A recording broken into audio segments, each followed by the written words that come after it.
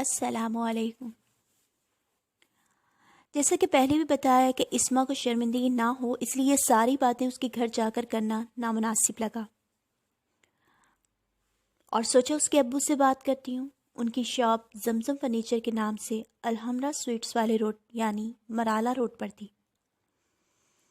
ہاں، مجید صاحب سے شاپ پر بات کرنا مناسب رہے گا، اس طرح باقی گھر کے افراد میں بھی بات نہیں کھلے گی اور وہ شاید یعنی مجید صاحب اسما اور ظاہر سے پوچھ سکیں کہ وہ کیوں ایسا کر رہے ہیں، انہیں سمجھا سکیں تاکہ پیسے کلیئر ہوں۔ میں جب ان کے شو روم پہنچی وہ وہیں موجود تھے، شاپ پر دیکھ کر تھوڑے حیران ہوئے، پھر کہنے لگے چلیں گھر چلتے ہیں، وہاں آرام سے بیٹھ کر بات کرتے ہیں۔ ایک دو لوگوں کو ڈیل کرنے کے بعد فارغ ہو کر وہ جب بیٹھے تو میں نے بتایا کہ میں دکان پر اسی لیے آئی ہوں کہ گھر پر بات نہیں کرنا چاہتی تھی، آپ یہاں ہی سن لیں۔ وہ چائے پانی پر اصرار کرنے لگے۔ ہم نے معذرت کی کہ آپ کو تو پتہ ہے ہم پسند نہیں کرتے، آپ صرف بات سن لیں۔ ایسا لگ رہا تھا جس سے وہ ہمارے آنے سے کچھ پریشان ہو گئے ہوں، مگر چہرے سے ظاہر نہیں ہونے دے رہے تھے۔ میں نے کہا آپ نے 2-3 دفعہ مجھ سے تفصیلی گفتگو کے دوران یہ الفاظ کہے تھے کہ مینا میں نے اپنی ساری زندگی کبھی کسی سے 1 روپیہ نہیں مانگا، اچھی بری وقت میں بھی خود اپنی محنت سے اپنے مسائل حل کیے، اور میں بھی جواب میں آپ سے یہی کہتی کہ آپ تو ایک مرد ہیں، اس لیے ایسا کرنا آسان بھی رہا ہوگا، اس لیے کہ مرد تو بوریاں بھی اٹھا لیتے ہیں، مزدوری بھی کر لیتے ہیں، کھلے آسمان تلے بھی سو لیتے ہیں، یعنی چھوٹے سے چھوٹا کام اور 4 دیواری ان کے لیے کچھ مسئلہ نہیں بنتی۔ مگر میں نے بھی عورت ہو کر الحمدللہ اپنی زندگی میں اپنی ذات کے لیے کبھی کسی سے روپیہ نہیں مانگا، چاہے بھوکے سوئے ہوں، مگر اب اکیلے سروائیو کر کر کے بیماری میں تھک گئی ہوں، ہمارے لیے رینٹ افورڈ کرنا مشکل ہو گیا ہے، اس لیے کہ سورس آف انکم تقریباً نہ ہونے کے برابر ہے۔ جس طرح ڈے بائی ڈے مہنگائی بڑھ رہی ہے، میں بچے کی پڑھائی افورڈ نہیں کر پاؤں گی، پھر ہم ایک چیز کو لے کر چل پائیں گے یا کرایہ دے لیں یا پڑھائی کے اخراجات اٹھا لیں، اس لیے اب انتہائی مجبوری میں، جبکہ میرے پاس کوئی سامان تعیش تو دور کی بات بیسک چیزیں ٹی وی فریج یا مشینیں وغیرہ بھی نہیں جو زندگی کو آسان کرتی ہیں، جو ہم نے بھی اپنے ارد گرد آنکھ کھولتے دیکھی ہیں، ورنہ ان چیزوں کے ہوتے ہوئے میں قرض لینے کا سوچوں ایسا ہو ہی نہیں سکتا، اس لیے کہ پہلے جب بھی ضرورت پڑی میں نے اپنے گھر سے ہی پوری کی، یعنی جب تک گھر میں کوئی نہ کوئی چیز تھی اسے بیچ کر انتہائی ضرورت پوری کی تاکہ قرض لینے سے بچ سکوں، پر اب ہمارے پاس اس کے علاوہ حل نہیں کہ ہم یہ رسک لے کر ایک ٹرائی کر سکیں کہ شاید تھوڑی سہولت ہو جائے، اس لیے کہ ابھی تو شاید قرض اتارنے کے لیے 2-4 سال بھاگ دوڑ کر لوں، مگر بالکل بستر پر پڑنے کی صورت میں پھر روڈ پر رہنا پڑے گا۔ میں نے یہ رسک لیا تھا مگر اسما کی وجہ سے ناکام ہوتا نظر آ رہا ہے۔ ظاہر ہے جن سے میں نے اٹھائے ہیں پیسے ان سے دسمبر سے قسط دینے کا وعدہ کیا تھا، مگر ابھی تک ٹھکانے کا مسئلہ ہی حل نہیں ہو رہا، تو میں ان کے پیسے کیسے ادا کرنے شروع کروں؟ اسما کے پاس میرے پیسے تھے، اس نے کچھ تو دے دیے ہیں، مگر طارق جاوید کہہ رہا ہے کہ 1 لاکھ باقی رہتے ہیں، جبکہ اسما نے یہ بات مجھ سے چھپائی۔ وہ مجھے یہ کہہ کر مطمئن کرتی رہی کہ ہم نے پیمنٹ کر دی ہے، اور میں یہی سمجھتی رہی طارق جاوید ٹال مٹول کر رہا ہے، اس کی وجہ سے لیٹ ہو رہا ہے، اب اگر اسے پورے پیسے مل جائیں گے تو ہی وہ اسٹامپ دے گا، اور تبھی میں کنسٹرکشن کے بارے میں سوچ سکتی ہوں۔ اس کے ابو تھوڑے شرمندہ سے ہو گئے۔ مجھے تو یہ بات بالکل معلوم نہیں تھی، میں اسما سے پوچھتا ہوں اس نے ایسا کیوں کیا، اگر پیسوں کی ضرورت تھی تو وہ مجھے کہہ دیتی۔ میں نے فوراً کہا لیکن آپ آرام سے بات کہیے گا، ہو سکتا ہے اس کی کوئی پریشانی ہو جو مجھے نہ بتا رہی ہو، ورنہ میں خود حیران ہوں کہ وہ ایسی کیوں کر رہی ہے میرے ساتھ، اور بات آپ اپنے تک رکھیے گا، گھر میں کسی کو نہ بتائیے گا، محسن کو بھی نہیں، تاکہ اسما کو محسوس نہ ہو۔ میں پھر بھی اس کا لحاظ کر رہی تھی۔ میں نے کہا آپ گھر کے بڑے اور بزرگ ہیں، تجربے والے بھی ہیں، اس لیے آپ کے سامنے بات رکھی کہ اسما آپ کی بیٹی ہے، اس کے مزاج اور مسائل سے آپ اچھی طرح واقف ہوں گے۔ میری نسبت میں تو سرسری سا ہی جانتی ہوں، 2-3 سال بچپن میں اور 10 سال پہلے چند مہینے ہی اس سے بات چیت رہی۔ کہنے لگے مینا اگر پلاٹ لینا تھا تو تم نے مجھے کہنا تھا۔ میں نے کہا آپ سے جھجک تھی، اسما سے آسانی سے بات ہو جاتی تھی، اس لیے تفصیل اس سے بتا دی تھی۔ ویسے بھی جب وہ اپنے گھر کے پیچھے والے پلاٹ پر زور دے رہی تھی تب اس نے ساری تفصیل آپ کے سامنے رکھی تھی، اور آپ کے گھر میں بیٹھ کر بھی میری آپ سے بات ہوئی تھی اسی حوالے سے۔ وہ تھوڑا نظریں چرانے لگے۔ ہاں پر وہ اس بات کا نہیں پتہ تھا۔ میں نے کہا کہ اسما تقریباً ہر بات ہی شیئر کرتی ہے اپنی امی سے بھی، اس لیے مجھے تو لگا کہ آپ کو سب پتا ہوگا۔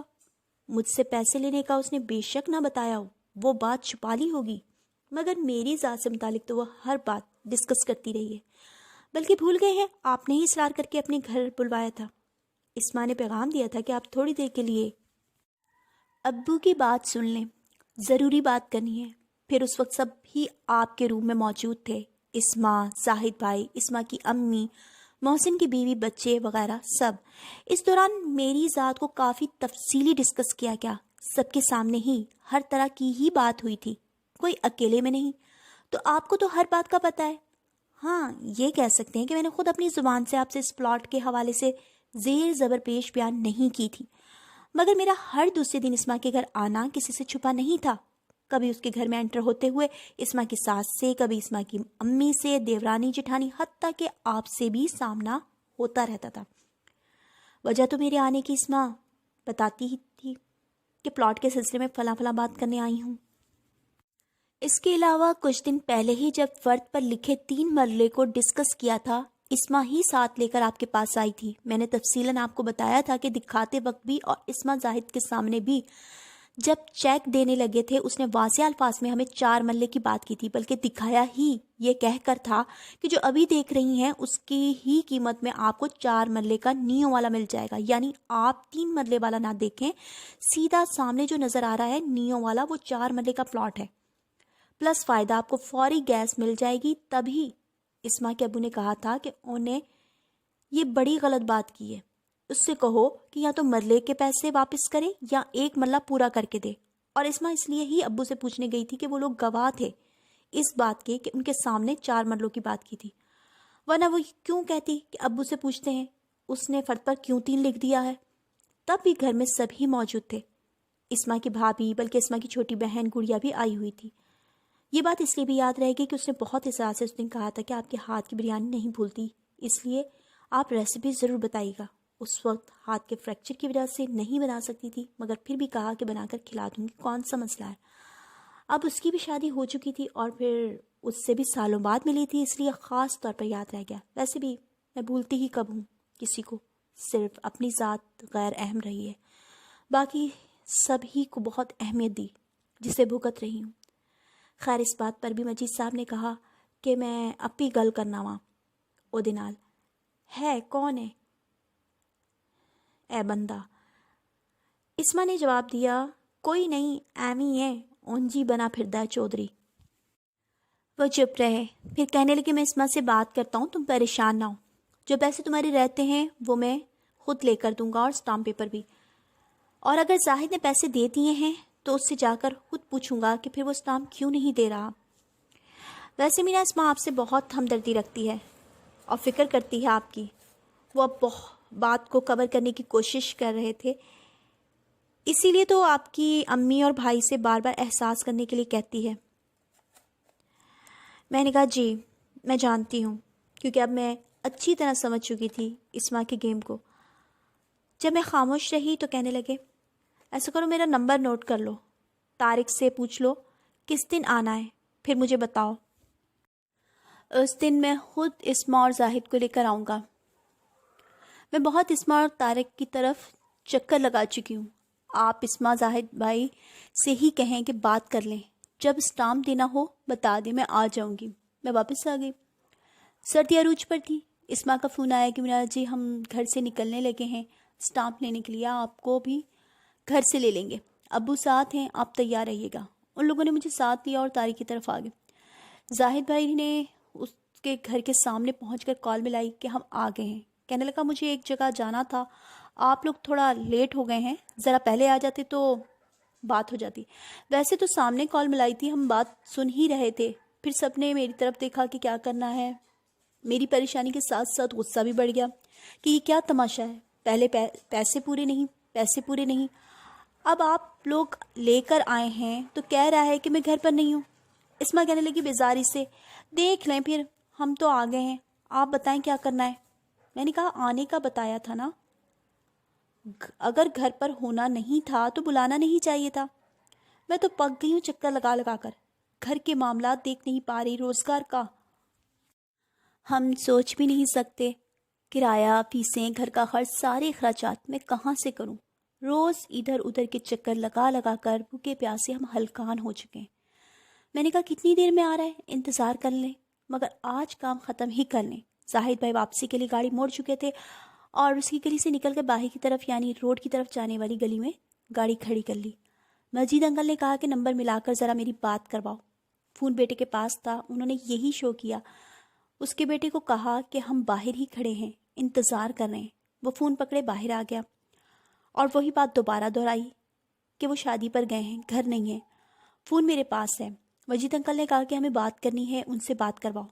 میں نے کہا کہ ہر کوئی اپنے کام کاج چھوڑ کر بار بار چکر لگاتا ہے، اب اتنا وقت کسی کے پاس نہیں ہے، ہم انتظار کر لیتے ہیں۔ مجھے یہ بھی احساس تھا کہ اسما کے ابو اسپیشل آئے ہیں، ان کو بار بار تکلیف نہیں ہونی چاہیے، کوئی تو ساتھ ہوگا جس کے ساتھ ان کے نمبر پر بات کروا دیں۔ وہ کہنے لگا میں پوچھ کر آتا ہوں، پھر ایک گھر کی طرف چلا گیا۔ میں نے اسما سے کہا کہ تم لوگوں کو ایسا نہیں کرنا چاہیے تھا، کتنا میں پوچھتی رہی، کم سے کم مجھے بتا ہی دیتے، تم نے تو چیک دیے تھے میرے سامنے، پھر 1 لاکھ کیسے رہ گیا؟ کہنے لگے وہ اصل میں آپ کو چھوڑنے کے بعد اتنا ٹائم نہیں تھا کہ بینک جا کر جمع کرواتے، اس لیے زاہد نے کہا کہ اب بینک کا ٹائم ختم ہو گیا ہے، اس لیے اسے کیش ہی پکڑا دیتے ہیں۔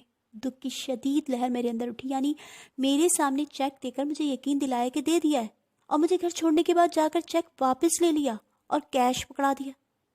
کتنی صفائی سے یہ لوگ دھوکہ دینا جانتے ہیں، مگر کیوں؟ ایسا کیوں کیا؟ اس وقت شوق کی کیفیت میں سمجھ ہی نہیں پائی، مگر بعد میں ہر چیز واضح ہو گئی تھی۔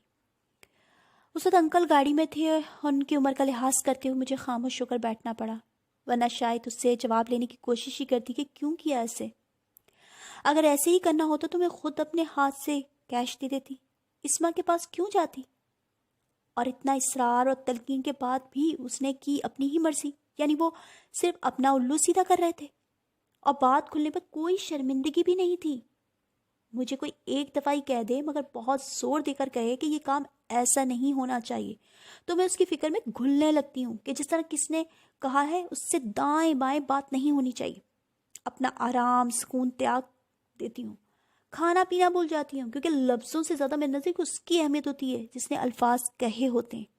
ایک چھوٹی سی مثال دیتی ہوں، میں نے جب بھی گھر شفٹ کیا کبھی بھی اپنے مالی مکان کو کوئی پریشانی اپنی ذات سے نہیں ہونے دی۔ موسٹلی گھروں میں مالی مکان ہی ہمیں ڈیٹ بتاتے تھے کہ اس تاریخ کو گھر خالی ہو جائے، تاکہ جن سے ہماری کمٹمنٹ ہے یا جس مقصد کے لیے وہ خالی کروا رہے ہیں انہیں شرمندگی نہ ہو۔ یقین مانے میں ایک پاؤں پر کھڑی ہو جاتی، جیسے بھی ہو دن رات ایک کر کے مکان ڈھونڈنے کی کوشش کرتی، جیسے جیسے ڈیلے ہوتا میری جان پر بن جاتی، ہر چیز کو سائڈ پر رکھ کر بھائی کھا بھی تب لیں گے، پی بھی تب لیں گے، جب ایک کام ہو جائے تب دیکھا جائے گا۔ اسٹیٹ والوں نے اگر ٹائم لیا ہوتا کہ چند دن تو لگیں گے آپ کی ڈیمانڈ کے مطابق گھر تلاش کرتے ہوئے، تب بھی آرام سے نہ بیٹھتی، اور اگر گلی گلی جا کر بھی مجھے گھر تلاش کرنا پڑتا نکل پڑتی کہ کہیں ایسا نہ ہو وقت پر نہ ملے تو مالکان کو کیسے فیس کروں گی، وہ کیا کہیں گے؟ اتنے واضح الفاظ میں کہہ دیا تھا پھر بھی یہ سکون سے بیٹھی ہیں۔ ارد گرد کے لوگ یا کبھی اسٹیٹ والے کہتے اتنا بھی کیا مسئلہ ہے، کہہ دیں مالی مکان کو جب ملے گا تب جائیں گے۔ حتیٰ کہ خالہ نے بھی کئی بار کہا کہ مالی مکان جانتے تو ہیں، دیکھ تو رہے ہیں بچے کے ساتھ تم اکیلی کہاں جاؤ گی، اگر تمہیں گھر نہیں مل رہا کوئی کچھ نہیں کہے گا، کہہ دینا تلاش کر رہی ہوں، مل جائے گا تو خالی کر دوں گی۔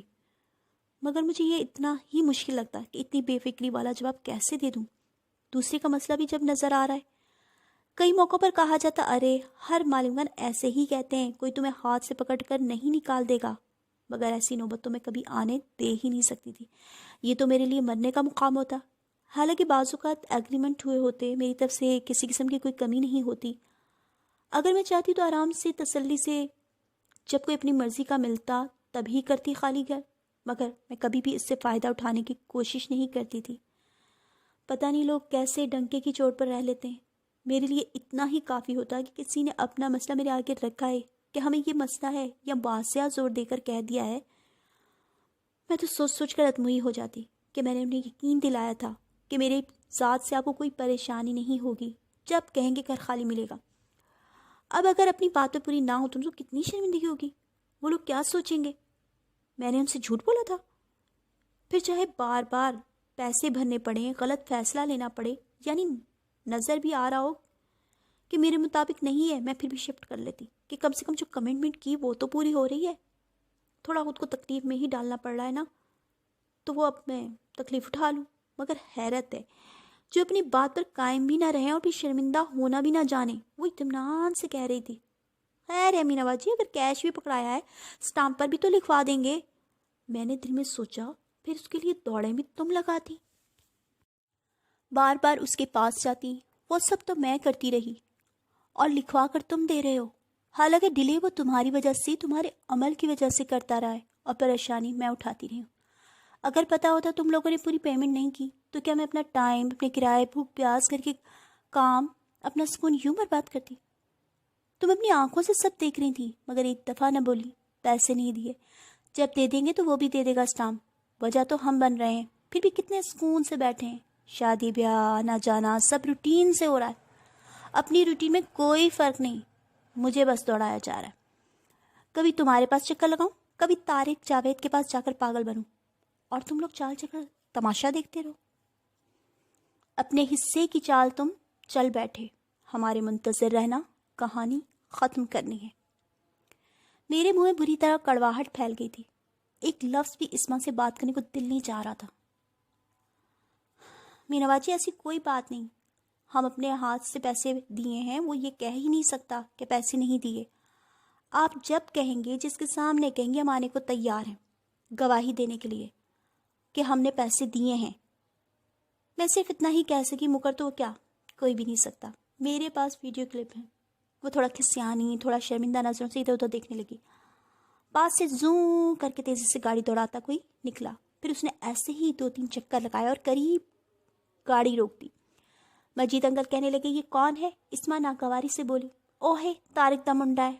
پھر بات لگانے والے انداز میں بولی، پتہ نہیں کس طرح لوگ چھوٹے چھوٹے منڈیاں نو ٹرین کر لیندے نے کہ نہ سکھایا دا اے اونو. پھر اس بچے نے آ کر کوئی بات کی تو مجید صاحب نے کال ملا کر فون پہ بات کرنا شروع کر دی. چونکہ سب گاڑی میں تھے اور خاموشی پھیلی ہوئی تھی تو طارق کی آواز بھی فون سے سنائی دے رہی تھی. سلام دعا کے بعد کہنے لگے، میں زاہد کا ابو بات کر رہا ہوں. طارق صاحب، ہم آپ کی طرف آئے ہیں اسٹامپ کے سلسلے میں، آپ آ جائیں. کہنے لگا، بس یہ اچانک آنا پڑا شادی میں، تھوڑا ٹائم لگے گا. کس سائڈ کے ہو، یعنی کس طرف کے ہیں پیچھے سے؟ اس نے کہا، نجوال سائڈ کے. اچھا ہم بھی اسی طرف کے ہیں. وہ چپ رہا تو کہنے لگا، لگتا ہے میں شاید آپ کو جانتا ہوں، آپ ریاض کے لڑکے تو نہیں، میرے ساتھ پڑھتا تھا وغیرہ وغیرہ. زبردستی کی پہچان نکالنے لگے. وہ کہنے لگا، نہیں جی، میں عنایت کا لڑکا ہوں. کہنے لگے، اچھا میں جانتا ہوں ان کو. طارق نے کہا، تسی بیٹھو، میں منڈے نو کہہ دینا وہاں چائے پانی پی کر جاؤ. انکل کہنے لگے، میری بھی طبیعت ٹھیک نہیں تھی، یہ ہماری اپنی بچی ہے. میں نے کہا اسٹامپ لے دوں. کہنے لگا، بالکل جی، دے دیں گے اسٹامپ بھی. پھر ادھر ادھر کی 1-2 باتیں دونوں نے کی. کہنے لگا، آئے ہو پھر چائے پانی پوچھیے تو انو. اور مجید صاحب تو جیسے لگے ہواؤں میں اڑنے. زندگی میں جیسے کہیں سے پانی چائے کسی نے پوچھی ہی نہ ہو، ایسا انداز ہو گیا. فون بند کر کے خوش کہنے لگے، وہ تو جی بہت اصرار کر رہا تھا چائے پانی کے لیے. اچھا لڑکا ہے، کوئی پریشان ہونے کی ضرورت نہیں، اپنے ہی نے مینا. اگر نہیں دے گا نا تو میں پوچھ لوں گا. ویسے کرنے نہیں لگا وہ ایسے. میں گومگو حالت میں بیٹھی تھی کہ یہ کیا تھا. ابھی تھوڑی دیر پہلے تو باتیں کر رہے تھے، میری طبیعت بھی خراب تھی، پھر بھی میں آیا، میں ضروری کام بھی چھوڑ کر آیا ہوں. ایس بندے نے اچھا نہیں کیا، فون کر کے آئے تھے، پتہ تھا آنا ہے، پھر بھی یہ حرکت کی ہے. اے بندہ میں نے صحیح نہیں لگتا پیا. یعنی ناراض ہو کر بول رہے تھے، اور آپ فون پہ بات کرتے ہوئے اتنے امپریس ہو رہے تھے. یہ بھی نہیں پوچھا کہ 4 کا کہہ کر 3 مرلے کیوں دی. کہنے لگے، زاہد پیسے دے مینا نو. زاہد بھائی نے پیسے پکڑائے. پھر کہنے لگے، مینا بیٹے پیسے گن لو، کل میری طبیعت ٹھیک ہوئی تو میں آ جاؤں گا، ورنہ تسی آ کے لے لینا، جے نہ دے تے دسنا، ایسی ویکھ لیں گے اپی.